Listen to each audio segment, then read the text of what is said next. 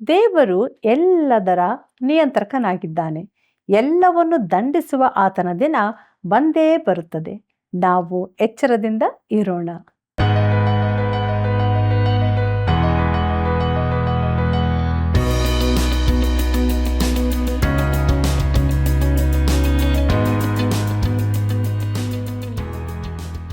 ಆತ್ಮೀಯ ಸ್ನೇಹಿತರೆ, ನಿಮ್ಮೆಲ್ಲರಿಗೂ ತುಂಬ ಹೃದಯದ ವಂದನೆಗಳು. ನೀವು ಪ್ರೀತಿಯಿಂದ ಮಾಡಿದ ಪ್ರತಿಯೊಂದು ಕರೆಗಳಿಗಾಗಿಯೂ ಕೃತಜ್ಞತೆಗಳನ್ನು ಸಲ್ಲಿಸ್ತಾ ಇದ್ದೇವೆ. ಯೆರೆಮೀಯನ ಪ್ರವಾದನೆಯ ಅಧ್ಯಯನದಲ್ಲಿ ದೇವರು ನಮಗೆ ತಿಳಿಸುತ್ತಿರುವ ಆತ್ಮಿಕ ಸತ್ಯಗಳಿಗಾಗಿ ಆತನನ್ನು ಕೊಂಡಾಡೋಣ. ಕತ್ತಲಿನ ದಿನದಲ್ಲಿ ಪ್ರಕಾಶಮಾನ ಬೆಳಕು, 2 ಅಂಜೂರದ ಪುಟ್ಟಿ ಹಾಗೂ ದೋಷಾರೋಷ ಮದ್ಯದ ಪಾತ್ರೆ ಎಂಬ ವಿಷಯಗಳನ್ನು ದೇವರ ವಾಕ್ಯ ತಿಳಿಸುವ ಸತ್ಯಗಳನ್ನು ತಿಳಿದುಕೊಂಡು ಆತ್ಮದಲ್ಲಿ ಬಲವನ್ನು ಹೊಂದೋಣ. ನಮ್ಮ ಅಧ್ಯಯನವನ್ನು ಈಗ ಪ್ರಾರಂಭಿಸೋಣ. ಆತ್ಮೀಯ ವೀಕ್ಷಕ ಬಾಂಧವರೇ, ನಿಮಗೆಲ್ಲರಿಗೂ ತುಂಬು ಹೃದಯದ ವಂದನೆಗಳು. ದೇವರ ಮಹಾಕೃಪೆಯಿಂದ ಸತ್ಯವೇದ ಅಧ್ಯಯನದಲ್ಲಿ ನಾವು ಮುಂದೆ ಸಾಗುತ್ತಾ ಇದ್ದೇವೆ. ಯೆರೆಮೀಯನ ಪ್ರವಾದನೆ ಗ್ರಂಥದ 23ನೇ ಅಧ್ಯಾಯದಿಂದ 25ನೇ ಅಧ್ಯಾಯಗಳವರೆಗೆ ಇವತ್ತಿನ ಧ್ಯಾನದಲ್ಲಿ ಮುಂದೆ ಸಾಗೋಣ. ಇದರ ಮುಖ್ಯ ಪ್ರಸ್ತಾಪ ಕತ್ತಲಿನ ದಿನದಲ್ಲಿ ಪ್ರಕಾಶಮಾನ ಬೆಳಕು, 2 ಅಂಜೂರದ ಪುಟ್ಟಿಗಳ ಸಾಮ್ಯ, ಪ್ರತಿ ಮೋಡಕ್ಕೂ ಬೆಳ್ಳಿ ರೇಖೆ ಇರುತ್ತದೆ. ಅದೇ ರೀತಿ ಹಿಂದಿನ ಅಧ್ಯಾಯದಲ್ಲಿನ ಕರಾಳ ಮೋಡಗಳಿಗೂ ಬೆಳ್ಳಿಯ ರೇಖೆ ಇರುತ್ತದೆ. ಪ್ರಿಯರೇ, ಸುರಂಗದ ಕೊನೆಯಲ್ಲಿ ಪ್ರವಾದಿಗಳಿಗೆ ಬೆಳಕು ಕಾಣಿಸಿದಷ್ಟು ಕತ್ತಲೆಯಾಗಲಿಲ್ಲ. ಕೋನ್ಯನ ಮೇಲಾದ ಅತೀ ಕಠಿಣವಾದ ದಂಡನೆಯ 22ನೇ ಅಧ್ಯಾಯದ ಬಳಿಕ ಸೂರ್ಯನು ಕಾಣಿಸಿಕೊಳ್ಳುತ್ತಾನೆ. ಅದಕ್ಕಿಂತ ಮೊದಲು ನಾವು 2 ವಚನಗಳನ್ನು ನೋಡಬೇಕಾಗಿದೆ. ಯೆರೆಮೀಯನ ಪ್ರವಾದನೆ ಗ್ರಂಥ 23ನೇ ಅಧ್ಯಾಯ 1ನೇ ವಚನವನ್ನು ಗಮನಿಸಿರಿ. ನನ್ನ ಕಾವಲಿನ ಕುರಿಗಳನ್ನು ಚದರಿಸಿ ಹಾಳು ಮಾಡುವ ಕುರುಬರ ಗತಿಯನ್ನು ಏನೆಂದು ಹೇಳಲಿ ಎಂಬುದು ಯೆಹೋವನ ನುಡಿ ಎಂಬುದಾಗಿ. ಕರ್ತನಲ್ಲಿ ಪ್ರೀತಿಯುಳ್ಳ ಸಹೋದರ ಸಹೋದರಿಯರೇ, ಇಲ್ಲಿ ಕುರುಬರು ಅಂದರೆ ಪ್ರಸಂಗಿಗಳಲ್ಲಿ ಮುಂದಕ್ಕೆ ಅವನು ಧಾರ್ಮಿಕ ನಾಯಕರ ಕುರಿತಾಗಿ ಮಾತನಾಡುತ್ತಾನೆ. ಇಲ್ಲಿ ಅದು ಅರಸರಿಗೆ, ರಾಜಕೀಯ ನಾಯಕರಿಗೆ, ಆಳುವವರಿಗೆ ಸೂಚನೆಯಾಗಿದೆ. ಅವರು ದೇಶದ ಕಾನೂನು ವ್ಯವಸ್ಥೆಗೆ ಜವಾಬ್ದಾರರಾಗಿರುತ್ತಾರೆ. ದೇವರು ಹೇಳುತ್ತಾನೆ, ಅವರ ಗತಿಯನ್ನು ಏನೆಂದು ಹೇಳಲಿ ಎಂಬುದಾಗಿ. ಯೆರೆಮೀಯನ ಪ್ರವಾದನೆ ಗ್ರಂಥ 23ನೇ ಅಧ್ಯಾಯ 2ನೇ ವಚನವನ್ನು ಗಮನಿಸಿರಿ. ಇಸ್ರಾಯೇಲ್ಯರ ದೇವರಾದ ಯೆಹೋವನು ತನ್ನ ಜನರೆಂಬ ಕುರಿಗಳನ್ನು ಮೇಯಿಸುವ ಕುರುಬರ ದ್ರೋಹವನ್ನು ಕಂಡು ಅವರನ್ನು ಕುರಿತು ಇಂತೆನ್ನುತ್ತಾನೆ, ನೀವು ನನ್ನ ಮಂದೆಯನ್ನು ಚದರಿಸಿ ಅಟ್ಟಿಬಿಟ್ಟಿದ್ದೀರಿ, ವಿಚಾರಿಸಲೇ ಇಲ್ಲ. ಆಹಾ, ನಿಮ್ಮ ದುಷ್ಕೃತ್ಯಗಳ ನಿಮಿತ್ತ ನಾನು ನಿಮ್ಮನ್ನು ವಿಚಾರಿಸುವೆನು ಎಂಬುದಾಗಿ. ಕರ್ತನಲ್ಲಿ ಪ್ರೀತಿಯುಳ್ಳ ಸಹೋದರ ಸಹೋದರಿಯರೇ, ಅವರನ್ನು ವಿಚಾರಿಸುತ್ತೇನೆಂದು ದೇವರು ಹೇಳುತ್ತಾನೆ. ಹಾಗೆ ಮಾಡಿದನೂ ಕೂಡ. ಈಗ ಸೂರ್ಯನು ಕಾಣಿಸಿಕೊಳ್ಳುತ್ತಾನೆ. ಯೆರೆಮೀಯನ ಪ್ರವಾದನೆ ಗ್ರಂಥ 23ನೇ ಅಧ್ಯಾಯ 3 ಮತ್ತು 4ನೇ ವಚನಗಳನ್ನು ಗಮನಿಸಿರಿ. ನಾನು ನನ್ನ ಮಂದೆಯನ್ನು ಯಾವ ದೇಶಗಳಿಗೆ ಅಟ್ಟಿಬಿಟ್ಟನೋ ಆ ಸಕಲ ದೇಶಗಳಿಂದ ಉಳಿದ ಕುರಿಗಳನ್ನು ಕೂಡಿಸಿ ತಮ್ಮ ತಮ್ಮ ಹಟ್ಟಿಗಳಿಗೆ ತಿರುಗಿ ಬರಮಾಡುವೆನು. ಅವು ದೊಡ್ಡ ಪೀಳಿಗೆಯಾಗಿ ಹೆಚ್ಚುವವು. ನಾನು ಅವುಗಳ ಮೇಲೆ ಕುರುಬರನ್ನು ನೇಮಿಸುವೆನು. ಅವರು ಅವುಗಳನ್ನು ಮೇಯಿಸುವರು. ಅವು ಇನ್ನೂ ಭಯಪಡವು, ಬೆದರವು. ಅವುಗಳಲ್ಲಿ ಒಂದೂ ಕಡಿಮೆಯಾಗದು. ಇದು ಯೆಹೋವನ ನುಡಿ ಎಂಬುದಾಗಿ. ಪ್ರೀತಿಯುಳ್ಳ ದೇವಜನರೇ, ನಾನು ಅಧಿಕಾರ ವಹಿಸಿಕೊಳ್ಳುವ ದಿನ ಬರುತ್ತದೆ. ಹಾಗೆ ಆಗುವಾಗ ಬಡವರಿಗೆ ಬೇಕಾದದ್ದು ದೊರಕುವುದು ಎಂದು ದೇವರು ಹೇಳುತ್ತಾನೆ. ಇದು ಈಗಿನ ಯುಗವು ಮುಗಿದ ಮೇಲೆ ಯೆಹೂದ್ಯರು ತಮ್ಮ ಸ್ವದೇಶಕ್ಕೆ ಹಿಂತಿರುಗುವ ಕುರಿತಾಗಿ ಹೇಳಿದ್ದಾಗಿದೆ. ಆಗ ಸಭೆಯು ಮೇಲಕ್ಕೆತ್ತಲ್ಪಟ್ಟಿರುತ್ತದೆ. ಆ ಕಾಲದಲ್ಲಿ ಅವರು ತಿರಸ್ಕರಿಸಿದ ಅರಸನು ಅವರ ಮೇಲೆ ನಂಬಿಗಸ್ತ ಕುರುಬರನ್ನು ನೇಮಿಸುವನು. ಅದು ಈಗ ಭೂಲೋಕದಲ್ಲಿರುವುದಕ್ಕಿಂತ ಸಂಪೂರ್ಣ ಬೇರೆಯೇ ಆದ ಆಡಳಿತವಾಗಿರುತ್ತದೆ. ಮುಂದಕ್ಕೆ ನೋಡೋಣ. ಯೆರೆಮೀಯನ ಪ್ರವಾದನೆ ಗ್ರಂಥ 23ನೇ ಅಧ್ಯಾಯ 5ನೇ ವಚನವನ್ನು. ಯೆಹೋವನು ಈಗನ್ನುತ್ತಾನೆ, ಇಗೋ, ನಾನು ಮುಂದಿನ ಕಾಲದಲ್ಲಿ ದಾವೀದನೆಂಬ ಮೂಲದಿಂದ ಸದ್ಧರ್ಮಿಯಾದ ಮೊಳಿಕೆಯನ್ನು ಚಿಗುರಿಸುವೆನು. ಅವನು ರಾಜನಾಗಿ ಆಳುತ್ತಾ ವಿವೇಕದಿಂದ ಕಾರ್ಯವನ್ನು ಸಾಧಿಸುತ್ತಾ ದೇಶದಲ್ಲಿ ನೀತಿ ನ್ಯಾಯಗಳನ್ನು ನಿರ್ವಹಿಸುವನು ಎಂಬುದಾಗಿ. ಕರ್ತನಲ್ಲಿ ಪ್ರಿಯರೇ, ದಾವೀದನ ವಂಶದಿಂದ ಒಬ್ಬ ಅರಸನು ಬರಲಿಕ್ಕಿದ್ದಾನೆ. ಕೋನ್ಯನು ಅವನ ವಂಶದವರೆಲ್ಲರೂ ದಾವೀದನ ವಂಶದವರೇ ಆದರೂ ತೆಗೆದುಹಾಕಲ್ಪಡುವರು. ಆದರೆ ದೇವರ ಉದ್ದೇಶವನ್ನು ತಾವು ನಾಶಪಡಿಸಬಹುದೆಂದು ನೆನೆಸಿದರೂ ಯಾರಿಗೂ ಹಾಗೆ ಮಾಡಲಾಗುವುದಿಲ್ಲ. ದೇವರಿಗೆ ತಾನೇನು ಮಾಡುತ್ತೇನೆಂಬುದು ತಿಳಿದದೆ. ಯೆರೆಮೀಯನ ಪ್ರವಾದನೆ ಗ್ರಂಥ 23ನೇ ಅಧ್ಯಾಯ 6ನೇ ವಚನವನ್ನು ಗಮನಿಸಿರಿ. ಅವನ ಕಾಲದಲ್ಲಿ ಯೆಹೂದ್ಯರು ಸುರಕ್ಷಿತರಾಗಿರುವರು, ಇಸ್ರಾಯೇಲ್ಯರು ನೆಮ್ಮದಿಯಾಗಿ ವಾಸಿಸುವರು. ಯೆಹೋವ ಚಿದ್ಕೇನು, ಅಂದರೆ ಯೆಹೋವನು ನಮ್ಮ ಸದ್ಧರ್ಮ ಎಂಬ ಹೆಸರು ಅವನಿಗಾಗುವುದು. ಕರ್ತನಲ್ಲಿ ಪ್ರಿಯರೇ, ಇಂತಹ ಚುನಾವಣಾ ಆಶ್ವಾಸನೆಯನ್ನು ನೀವೆಂದಾದರೂ ಕೇಳಿದ್ದೀರಾ? ತಾನು ಸಧರ್ಮಿ ಎಂದು ತನ್ನ ಸರಕಾರದಲ್ಲಿ ದೇವರ ಯೋಜನೆ ಕಾರ್ಯಕ್ರಮಗಳನ್ನು ಅನುಸರಿಸುತ್ತೇನೆಂದು ಯಾರು ಹೇಳಿದ್ದನ್ನು ನಾನು ಈವರೆಗೆ ಕೇಳಲಿಲ್ಲ. ಮುಂದಕ್ಕೆ ನೋಡೋಣ.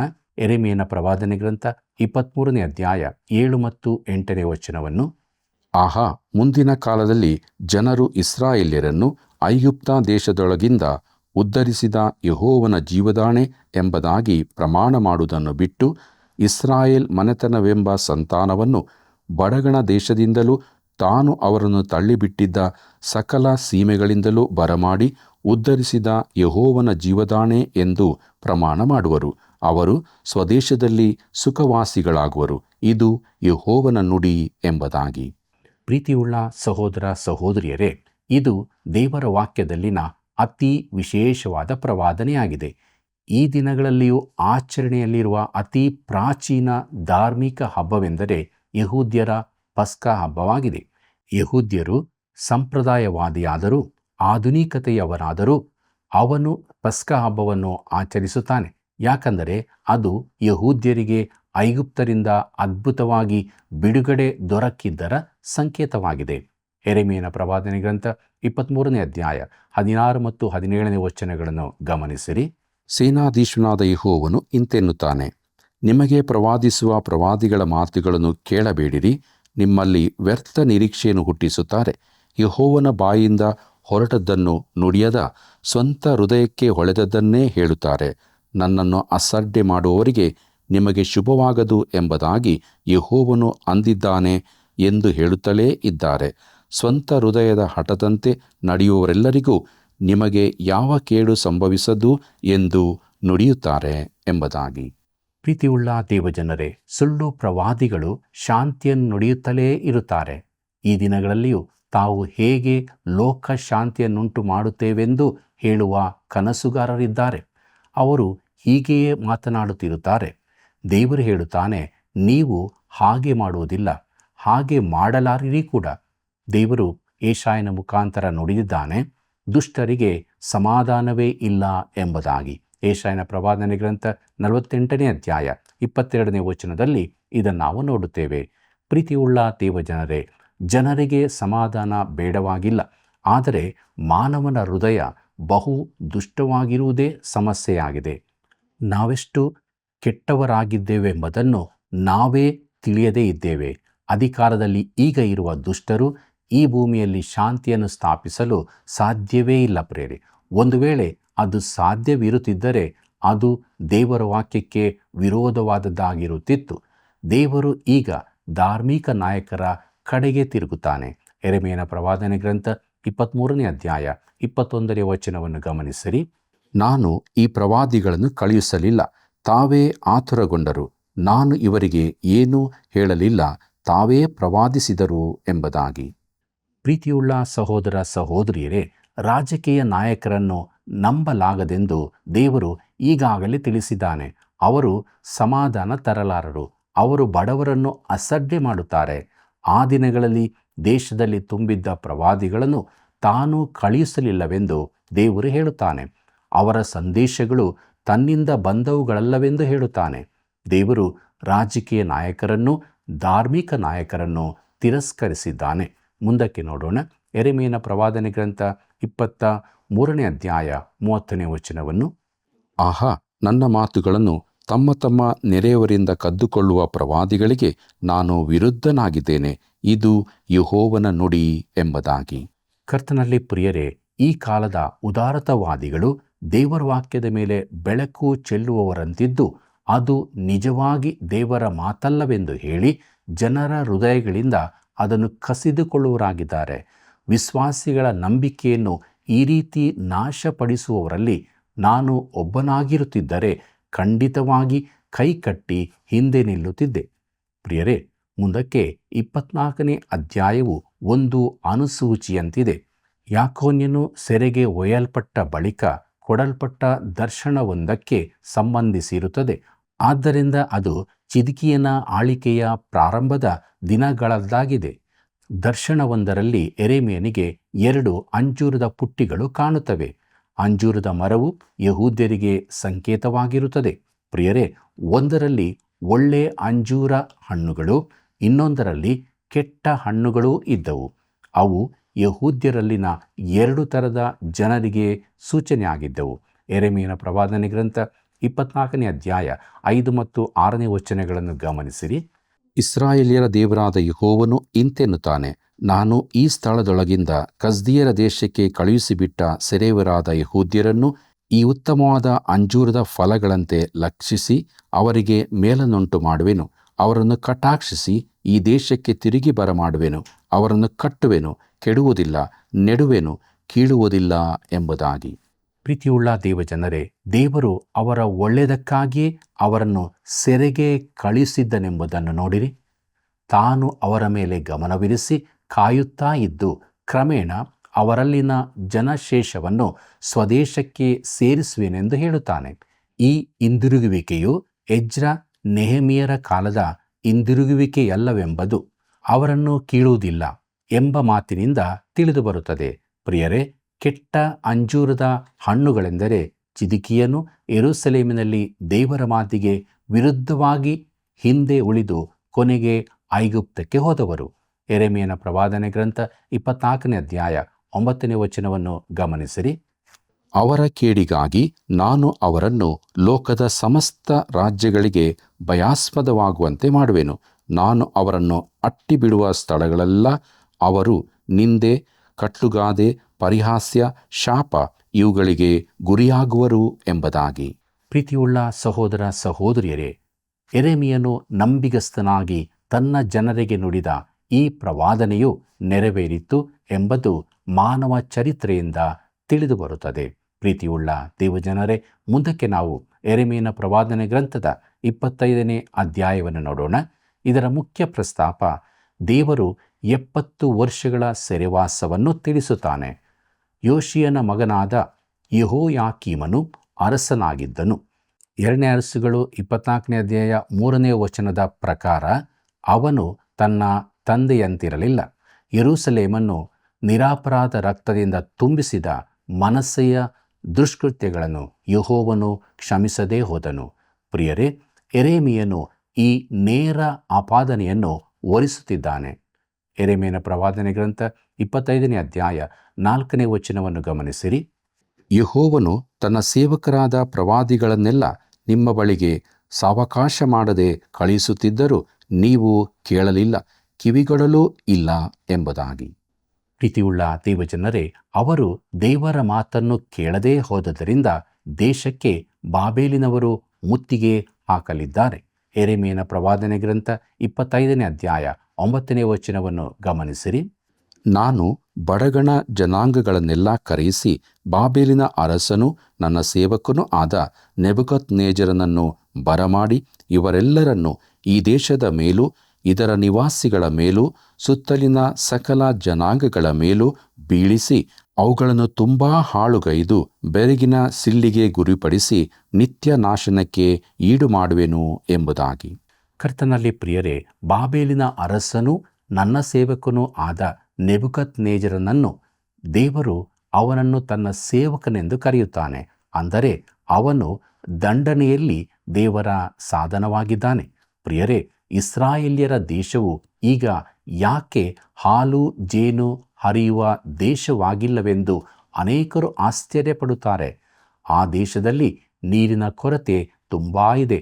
ಅದನ್ನು ಸತತ ಹಾಳು ಭೂಮಿಯನ್ನಾಗಿ ಮಾಡುತ್ತೇನೆಂದು ದೇವರು ಹೇಳಿದ್ದಾನೆ ಮತ್ತು ತಾನು ಜನರನ್ನು ಮಾತ್ರವಲ್ಲದೆ ದೇಶವನ್ನು ದಂಡಿಸುತ್ತೇನೆಂಬುದನ್ನು ಜಗತ್ತಿಗೆ ತಿಳಿಸಬೇಕೆಂದಿದ್ದಾನೆ. ಪ್ರಿಯರೇ, ಮುಂದಕ್ಕೆ ನೋಡ್ರಿ. ಯೆರೆಮೀಯನ ಪ್ರವಾದನೆ ಗ್ರಂಥ 25ನೇ ಅಧ್ಯಾಯ 10ನೇ ವಚನವನ್ನು.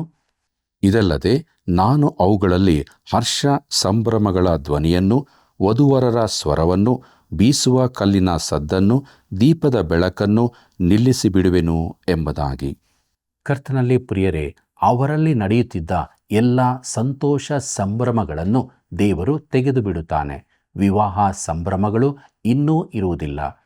ಬೀಸುವ ಕಲ್ಲಿನ ಸದ್ದನ್ನು ಅಡಗಿಸಿಬಿಡುತ್ತಾನೆ. ಅಂದರೆ ವ್ಯಾಪಾರ ವ್ಯವಹಾರಗಳು ನಿಂತು ಹೋಗುತ್ತವೆ. ದೀಪದ ಬೆಳಕನ್ನು ಅವರ ಮನೆಗಳಲ್ಲಿ ಸಾಯಂಕಾಲವೂ ಸಂತೋಷವಿರುವುದಿಲ್ಲ. ಮುಂದಕ್ಕೆ ನೋಡೋಣ.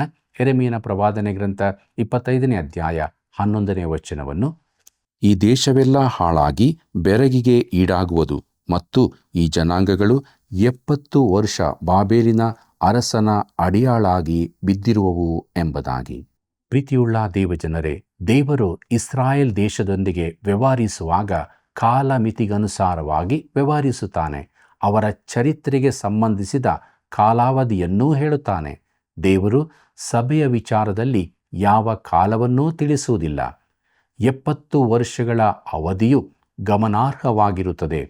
ಪ್ರಿಯರೇ, ಇಸ್ರಾಯೇಲ್ಯರು ವಾಗ್ದಾತ ದೇಶವನ್ನು ಪ್ರವೇಶಿಸಲಿರುವಾಗ ದೇವರು ಹೇಳಿದ್ದನು, ಪ್ರತಿ 7ನೇ ವರ್ಷವು ಸಬ್ಬತ್ ವರ್ಷವಾಗಿದ್ದು ಆ ವರ್ಷ ಭೂಮಿಯನ್ನು ಹಾಗೆಯೇ ಬಿಡಬೇಕೆಂದು.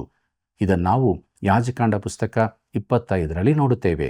ಪ್ರಿಯರೇ, ತನ್ನ ಮಾತಿಗೆ ವಿಧೇಯರಾದರೆ ಅವರಿಗೆ ಆಶೀರ್ವಾದ ಉಂಟಾಗುತ್ತದಲ್ಲದೆ ಅವಿಧೇಯರಾದರೆ ದಂಡನೆ ಉಂಟಾಗುವುದೆಂದು ಎಚ್ಚರಿಸಿದ್ದನು. ಅವರು ಆತನಿಗೆ ಅವಿಧೇಯರಾದರೆ ಆತನು ಅವರಿಗೆ ವಿರೋಧವಾಗಿರುವನು. ಪ್ರಿಯರೇ, ದೇವರು ಅವರ ಅವಿಧೇಯತೆಯನ್ನು ಮುಂದಾಗಿ ತಿಳಿಸಿದ್ದನು. ಯೆರೆಮೀಯನ ಮಾತನ್ನು ಕೇಳಿರಿ. ಯೆರೆಮೀಯನ ಪ್ರವಾದನೆ ಗ್ರಂಥ 25ನೇ ಅಧ್ಯಾಯ 12ನೇ ವಚನ. 70 ವರ್ಷಗಳ ತರುವಾಯ ನಾನು ಬಾಬೇಲಿನ ಅರಸನನ್ನು, ಕಸ್ದೀಯರ ದೇಶವನ್ನು, ಆ ಜನಾಂಗದವರನ್ನು ಅವರ ದ್ರೋಹಕ್ಕಾಗಿ ದಂಡಿಸಿ ಆ ದೇಶವನ್ನು ನಿತ್ಯ ನಾಶನಕ್ಕೆ ಗುರಿ ಮಾಡುವೆನು. ಇದು ಯೆಹೋವನ ನುಡಿ ಎಂಬುದಾಗಿ. ಪ್ರೀತಿಯುಳ್ಳ ಸಹೋದರ ಸಹೋದರಿಯರೇ, ಯೆರೆಮೀಯನ ಕಾಲದಲ್ಲಿ ಇದು ಒಂದು ಪ್ರವಾದನೆಯಾಗಿತ್ತು.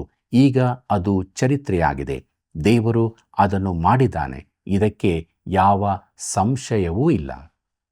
ಪ್ರೀತಿಯುಳ್ಳ ದೇವಜನರೇ, ಮುಂದಕ್ಕೆ ನಾವು ರೋಷ ರೂಪ ಮದ್ಯದ ಪಾತ್ರೆ ಎಂಬ ವಿಚಾರವನ್ನು ನೋಡೋಣ. ಈ ಪ್ರವಾದನೆ ನುಡಿಯಲ್ಪಡುವ ಕಾಲದಲ್ಲಿ ನೆಬೂಕದ್ನೆಚ್ಚರನು ಯೆಹೋಯಾಕೀನನನ್ನು, ಅವನ ಎಲ್ಲ ಅಧಿಪತಿಗಳನ್ನು, ಸರದಾರರನ್ನು, ಸೈನಿಕರನ್ನು ಬಾಬೇಲಿಗೆ ಸಾಗಿಸಿಯಾಗಿತ್ತು. ಚಿದ್ಕೀಯನ ಆಳಿಕೆಯಲ್ಲಿ ಹಿಂದೆ ಉಳಿದವರೆಲ್ಲರೂ ಬಾಬೇಲಿಗೆ ತೆರಿಗೆ ಕೊಡಬೇಕಾಗಿತ್ತು. ಯೋಷೀಯನ ನಂತರದ ರಾಜರೆಲ್ಲ ಕೆಟ್ಟವರಾಗಿದ್ದರು. ಯೆರೆಮೀಯನು ಕೊನೆಯ ದಂಡನೆಯನ್ನು ಹೇಳಿದ್ದನು. ಯೆರೆಮೀಯನ ಪ್ರವಾದನೆ ಗ್ರಂಥ 25ನೇ ಅಧ್ಯಾಯ 15ನೇ ವಚನದಿಂದ 17ನೇ ವಚನದವರೆಗೆ ಗಮನಿಸಿರಿ. ಇಸ್ರಾಯೇಲ್ಯರ ದೇವರಾದ ಯೆಹೋವನು ನನಗೆ ರೋಷರೂಪ ಮದ್ಯದ ಈ ಪಾತ್ರೆಯನ್ನು ನೀನು ನನ್ನ ಕೈಯಿಂದ ತೆಗೆದುಕೊಂಡು ಯಾವ ಜನಾಂಗಗಳ ಬಳಿಗೆ ನಿನ್ನನ್ನು ಕಳಿಸುತ್ತೇನೋ ಆ ಸಕಲ ಜನಾಂಗಗಳು ಇದರಲ್ಲಿ ಕುಡಿಯುವಂತೆ ಮಾಡು. ನಾನು ಅವರಲ್ಲಿಗೆ ಖಡ್ಗವನ್ನು ಕಳಿಸುವೆನು. ಆ ನನ್ನ ರೋಷವನ್ನು ಅವರು ಕುಡಿದು ಓಲಾಡುವರು, ಹುಚ್ಚುಚ್ಚಾಗುವರು ಎಂದು ಅಪ್ಪಣೆ ಕೊಟ್ಟನು. ಆಗ ನಾನು ಯೆಹೋವನ ಕೈಯಿಂದ ಆ ಪಾತ್ರೆಯನ್ನು ತೆಗೆದುಕೊಂಡು ಯೆಹೋವನು ಯಾವ ಜನಾಂಗಗಳ ಬಳಿಗೆ ನನ್ನನ್ನು ಕಳುಹಿಸಿದನೋ ಆ ಸಕಲ ಜನಾಂಗಗಳು ಅದರಲ್ಲಿ ಕುಡಿಯುವಂತೆ ಮಾಡಿದೆನು ಎಂಬುದಾಗಿ. ಕರ್ತನಲ್ಲಿ ಪ್ರಿಯರೇ, ಆ ದೇಶಗಳ ಪಟ್ಟಿಯನ್ನು ಆತನು ಕೊಡುತ್ತಾನೆ. ಯೆರೆಮೀಯನ ಪ್ರವಾದನೆ ಗ್ರಂಥ 25ನೇ ಅಧ್ಯಾಯ 18ನೇ ವಚನವನ್ನು ಗಮನಿಸಿರಿ. ಯೆರೂಸಲೇಮಿಗೂ ಯೆಹೂದದ ಪಟ್ಟಣಗಳಿಗೂ ಅರಸರಿಗೂ ಪ್ರಧಾನರಿಗೂ ಕುಡಿಸಿದೆನು. ಇದರಿಂದ ಅವರು ಹಾಳಾಗಿ ಬೆರಗಿನ ಸಿಳ್ಳಿಗೂ ಶಾಪಕ್ಕೂ ಗುರಿಯಾಗುವುದಕ್ಕೆ ಆಸ್ಪದವಾಯಿತು ಎಂಬುದಾಗಿ. ಪ್ರೀತಿಯುಳ್ಳ ದೇವಜನರೇ, ಮೊದಲಿಗೆ ಯೆರೂಸಲೇಮ್ ಮತ್ತು ಯೆಹೂದದ ಪಟ್ಟಣಗಳು, ಅರಸರು, ಅಧಿಪತಿಗಳು, ಇದು ಇಸ್ರಾಯೇಲಿನ ಪಾಪದ ಕುರಿತು ಹೇಳುತ್ತದೆಯಾದರೂ ಅದು ದೇವರ ಸ್ವಜನರಿಗೆ ಮಾತ್ರ ಸೀಮಿತವಾಗಿಲ್ಲ. ಲೋಕದ ಎಲ್ಲ ಜನಾಂಗಗಳು ದೋಷಿಗಳೇ ಆಗಿದ್ದಾರೆ. ಮದ್ಯದ ಪಾತ್ರೆ ತುಂಬಿಸಲ್ಪಟ್ಟಂತೆ ದೇವರ ರೋಷವು ತುಂಬುತ್ತದೆ. ಪ್ರಿಯರೇ, ಇಸ್ರಾಯೇಲಿನ ಬಳಿಕ ಅವನು ಐಗುಪ್ತವನ್ನು ಹೆಸರಿಸುತ್ತಾನೆ. ಯೆರೆಮೀಯನ ಪ್ರವಾದನೆ ಗ್ರಂಥ 25ನೇ ಅಧ್ಯಾಯ 19ನೇ ವಚನವನ್ನು ಗಮನಿಸಿರಿ. ಮತ್ತು ಐಗುಪ್ತದ ಅರಸನಾದ ಫರೋಹನು, ಅವನ ಸೇವಕರು, ಪ್ರಧಾನರು, ಅವನ ಎಲ್ಲಾ ಜನರು ಎಂಬುದಾಗಿ. ಕರ್ತನಲ್ಲಿ ಪ್ರಿಯರೇ, ಬಳಿಕ ಊಚ್ ದೇಶ, ಫಿಲಿಷ್ಟಿಯರ ದೇಶ, ಅಷ್ಕೆಲೋನು, ಗಾಜಾ, ಎಕ್ರೋನು, ಅಷ್ಟೋದಿನ ಶೇಷ, ಏದೋಮ್ಯರು, ಮೋವಾಬ್ಯರು, ಅಮೋನ್ಯರು, ತೂರ್, ಚೀದೋನಿನವರು ಮತ್ತು ಸಮುದ್ರದಾಚೆಯ ಕರಾವಳಿಯ ಅರಸರು ಅವರೆಲ್ಲರೂ ದೇವರ ರೋಷದ ಮಧ್ಯ ಪಾತ್ರೆಯನ್ನು ತೆಗೆದುಕೊಳ್ಳಬೇಕಾಗಿದೆ. ಯೆರೆಮೀಯನ ಪ್ರವಾದನೆ ಗ್ರಂಥ 25ನೇ ಅಧ್ಯಾಯ 27ನೇ ವಚನವನ್ನು ಗಮನಿಸಿರಿ. ಇದಲ್ಲದೆ ಈ ಅಪ್ಪಣೆಯಾಯಿತು, ನೀನು ಅವರಿಗೆ ನುಡಿಯತಕ್ಕದೇನೆಂದರೆ, ಇಸ್ರಾಯೇಲ್ಯರ ದೇವರು ಸೇನಾಧೀಶ್ವರನೂ ಆದ ಯೆಹೋವನು ಇಂತೆನ್ನುತ್ತಾನೆ, ನಾನು ನಿಮ್ಮಲ್ಲಿಗೆ ಖಡ್ಗವನ್ನು ಕಳುಹಿಸುವೆನು, ಆ ನನ್ನ ರೋಷವನ್ನು ಕುಡಿದು ಅಮಲೇರಿದವರಾಗಿ ಕಕ್ಕಿ ಬಿದ್ದು ಏಳದಿರಿ ಎಂಬುದಾಗಿ. ಕರ್ತನಲ್ಲಿ ಪ್ರಿಯರೇ, ಅವರು ಆ ಪಾತ್ರೆಯನ್ನು ಕುಡಿಯುವಂತೆ ಆತನು ಮಾಡುತ್ತಾನೆ. ಅದು ದೇವರ ದಂಡನೆಯೇ ಆಗಿದೆ. ಇಸ್ರಾಯೇಲ್ಯರ ವ್ಯಾಪ್ತಿಯ ಹಾಗೂ ಸುತ್ತಮುತ್ತಲಿನ ಜನಾಂಗಗಳೆಲ್ಲ ದೇವರಿಂದ ಬಹು ದೂರವಾಗಿ ಹೋಗಿರುವುದರಿಂದ ದೇವರಿಂದ ದಂಡನೆಯನ್ನು ಹೊಂದಲೇಬೇಕಾಗಿತ್ತು. ಇದರ ಅರ್ಥ ಭೂಲೋಕದ ಎಲ್ಲ ಜನಾಂಗಗಳು ದೇವರಿಗೆ ಲೆಕ್ಕ ಕೊಡಬೇಕಾಗಿರುತ್ತದೆ ಎಂದು. ಮುಂದಕ್ಕೆ ನೋಡೋಣ. ಯೆರೆಮೀಯನ ಪ್ರವಾದನೆ ಗ್ರಂಥ 25ನೇ ಅಧ್ಯಾಯ 30ನೇ ವಚನವನ್ನು. ಇಂತಿರಲು ನೀನು ಪ್ರವಾದಿಸುತ್ತಾ ಈ ಮಾತುಗಳನ್ನೆಲ್ಲ ಅವರಿಗೆ ಹೇಳು. ಯೆಹೋವನು ಉನ್ನತ ಲೋಕದಿಂದ ಗರ್ಜಿಸುವನು, ತನ್ನ ಘನನಿವಾಸದಿಂದ ದನಿಗೈಯುವನು. ಆತನು ಗಟ್ಟಿಯಾಗಿ ಗರ್ಜಿಸಿ ತನ್ನ ಹುಲ್ಗಾವಲಿನ ಮಂದೆಯನ್ನು ಬೆದರಿಸುವನು. ದ್ರಾಕ್ಷಿಯ ಹಣ್ಣನ್ನು ತುಳಿಯುವವರು ಕೂಗಾಡುವಂತೆ ಭೂನಿವಾಸಿಗಳೆಲ್ಲರಿಗೂ ಭಯಂಕರವಾಗಿ ಕೂಗುವನು ಎಂಬುದಾಗಿ. ಪ್ರೀತಿಯುಳ್ಳ ಸಹೋದರ ಸಹೋದರಿಯರೇ, ದಂಡನೆಯು ಇಸ್ರಾಯೇಲರಿಗೆ ಮಾತ್ರ ಸೀಮಿತವಾಗಿರುವುದಿಲ್ಲ. ಬಾಬೇಲು ದೇವರ ದಂಡನೆಯ ಸಾಧನವಾಗಿರುತ್ತದೆ.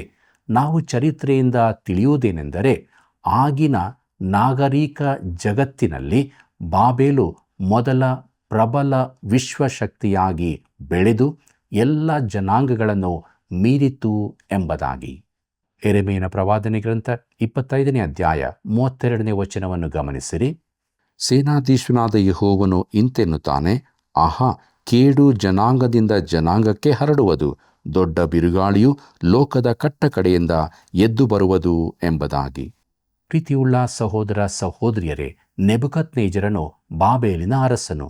ತನ್ನ ಕಾಲದ ನಾಗರಿಕ ಜಗತ್ತಿನ ಮೇಲೆಲ್ಲ ಅಧಿಕಾರ ಸ್ಥಾಪಿಸುವುದರ ಭಯಂಕರ ನಡೆಯ ವಿವರ ಇದಾಗಿದೆ.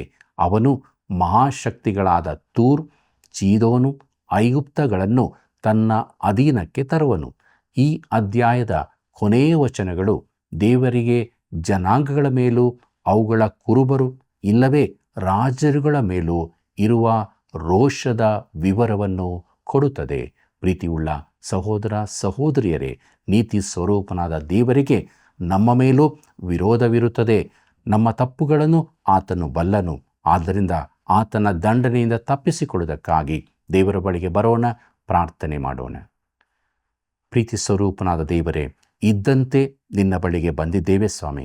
ನಮ್ಮನ್ನು ಕರುಣಿಸು, ನಮ್ಮ ತಪ್ಪು ಅಪರಾಧ ಪಾಪಗಳನ್ನು ಕ್ಷಮಿಸು, ಶುದ್ಧೀಕರಿಸು, ವಾಕ್ಯದಿಂದ ತುಂಬಿಸಿ ನಿನಗಾಗಿ ಜೀವಿಸುವುದಕ್ಕೆ ಸಹಾಯ ಮಾಡು.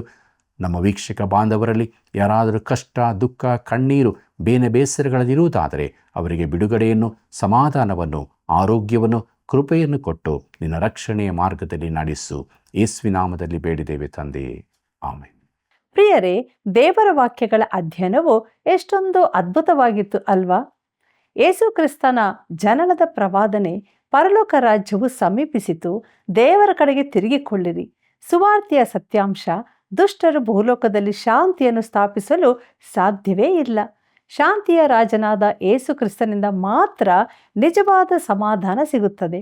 ಆದುದರಿಂದ ದಿನಾಲೂ ಕ್ರಿಸ್ತನ ಅನ್ಯೋನ್ಯತೆಯಲ್ಲಿ ಸಮಾಧಾನದ ಮಕ್ಕಳಾಗಿ ಜೀವಿಸಿ ದೇವರನ್ನು ಘನಪಡಿಸೋಣ.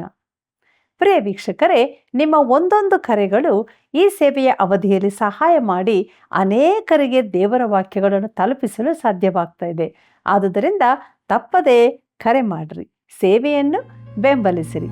ವಂದನೆಗಳು.